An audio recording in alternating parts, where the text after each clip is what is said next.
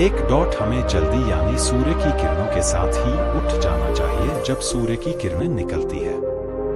एक बार की बात है, महात्मा गौतम बुद्ध अपने सभी शिष्यों को आश्रम में उपदेश दे रहे थे। उसी क्यों को जीवन में अपनाई जाने वाली सुबह की आदतों के बारे में बता रहे थे। वह उनको बता रहे थे कि इस प्रकार की आदत अपनाकर हम अपने हर दिन को और अपने पूरे जीवन को बेहतर बना सकते हैं। फिर महात्मा बुद्ध अपने शिष्यों से कहते हैं कि हमें जल्दी यानी सूर्य की किरणों के साथ ही उठ जाना चाहिए। जब सूर्य की किरणें निकलती है तो पूरी प्रकृति को ऊर्जा प्रदान करती है और हमें भी ऊर्जा का आनंद उठाना चाहिए। जो व्यक्ति देर से उठता है और सूर्य की ऊर्जा को ग्रहण नहीं कर सकता और पूरे दिन नीरस रहता है, उसका पूरा दिन अलग से भरा रहता है। फिर महात्मा गौतम बुद्ध पहली आदत बताते हुए शिष्यों से कहते हैं, हमें सुबह उठते ही सबसे पहले सभी को आभार प्रकट करना चाहिए।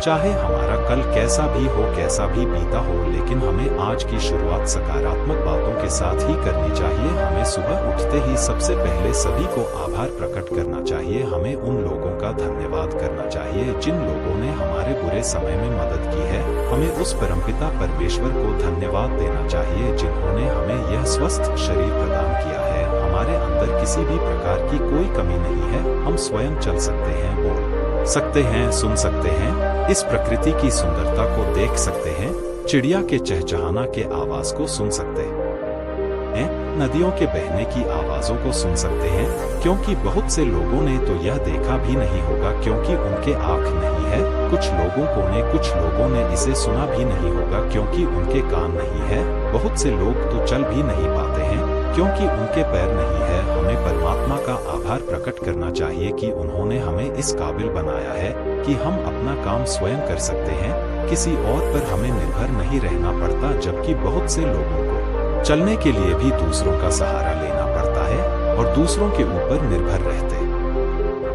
हमें इस प्रकृति को, अपने आसपास की चीजों का धन्यवाद करना चाहिए जिन्होंने हमारे जिंदगी को इतना सुंदर बनाया है। यह रंग बिरंगे फूल जो हमें खुशबू प्रदान करते हैं, वह नदी जो हमें पीने का पानी उपलब्ध कराती है, यह पेड़ पौधे, यह शुद्ध हवा या फल हमें इस प्रकृति से प्राप्त होते हैं। हमें इन सब का आभार प्रकट करना चाहिए, इनको धन्यवाद देना चाहिए। इन सब ने मिलकर हमारे जीवन को बेहद ही खूबसूरत बनाया है। हमें ध्यान करना चाहिए।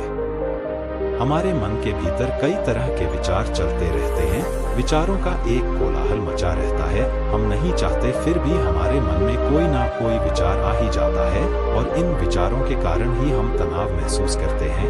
हमें इन विचारों को शांत करना होगा और हम इन विचारों को ध्यान के माध्यम से ही रोक सकते हैं।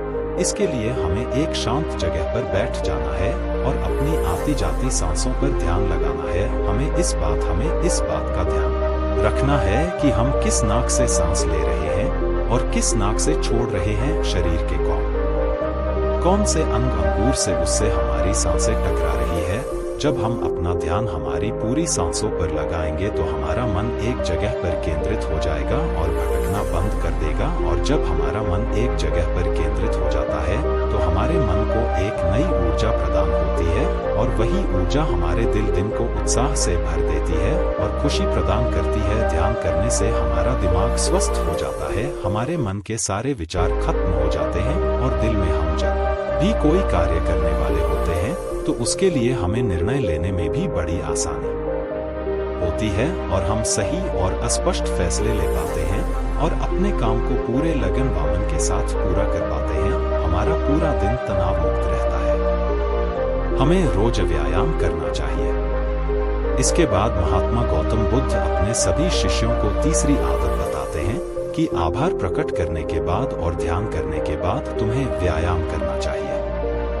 हमारे शरीर के लिए जितना जरूरी भोजन और पानी है उतना ही जरूरी व्यायाम भी है। व्यायाम करने से हमारा शरीर स्वस्थ और तंदुरुस्त रहता है और हमारा मन प्रसन्न रहता है। व्यायाम करने से हमारे शरीर के सभी अंग सुचारू रूप से कार्य करते हैं, हमें ऊर्जा प्रदान करते हैं, कार्य को करने की शक्ति प्रदान करते हैं, जिससे हम अपने कार्य को आसानी से पूरा कर पाते हैं और हमें थकान का अनुभव भी नहीं होता है, जिससे हम बिना थके पूरे कार्य को जल्द से जल्द पूरी कर पाते हैं। व्यायाम करने से हमारा शरीर स्वस्थ व निरोगी रहता है। हमें भी प्रकार का कोई रोग नहीं होता है। हमारे पास चाहे जितनी भी धन दौलत हो या सुख सुविधा ही क्यों ना हो, अगर हमारा शरीर स्वस्थ नहीं होगा तो हम किसी भी सुख सुविधा का आनंद नहीं ले पाएंगे। अगर हमारा शरीर किसी भी रोग से ग्रस्त हो जाएगा तो फिर उसे यह धन दौलत भी ठीक नहीं कर पाती है। स्वस्थ शरीर सुखी जीवन की निशानी है। स्वस्थ शरीर सुखी जीवन की निशानी है। इसको हेडलाइन करना है। जितना हम अपने शरीर को कष्ट देंगे उतना ही हमारा शरीर हमें सुख प्रदान करेगा, और जितना हम अपने शरीर को आराम देंगे उतना ही यह हमें कष्ट प्रदान करेगा। इसीलिए हमें नियमित रूप से व्यायाम करना चाहिए। व्यायाम करने से हम पूरे दिन प्रसन्न रहते हैं और अपने सभी कार्यों को आसानी से कर पाते हैं। व्यायाम करने से हमें दीर्घायु प्राप्त होती है और हम लंबे समय तक युवा नजर आते हैं। जो लोग व्यायाम नहीं करते समय से पहले ही वृद्ध नजर आने लगते हैं। 5. अपने पूरे दिन की दिनचर्या लिखनी है। इसके बाद गौतम बुद्ध अपने शिष्यों को सुबह की चौथी आदत बताते हुए कहते हैं, आभार व्यक्त करने के बाद, ध्यान करने के बाद और फिर व्यायाम करने के बाद तुम्हें एक कागज और एक कलम उठानी है और उस कागज और उस कलम से अपने पूरे दिन की दिनचर्या लिखनी है।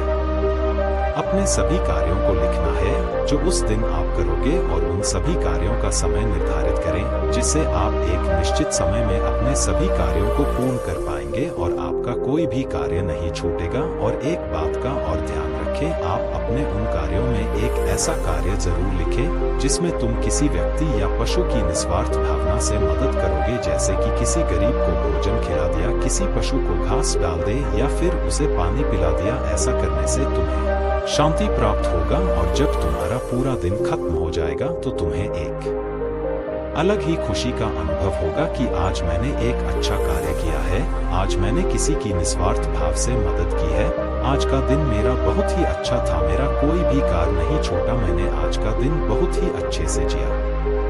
6. तुम्हें कोई प्रेरणादायक ग्रंथ पढ़ना चाहिए।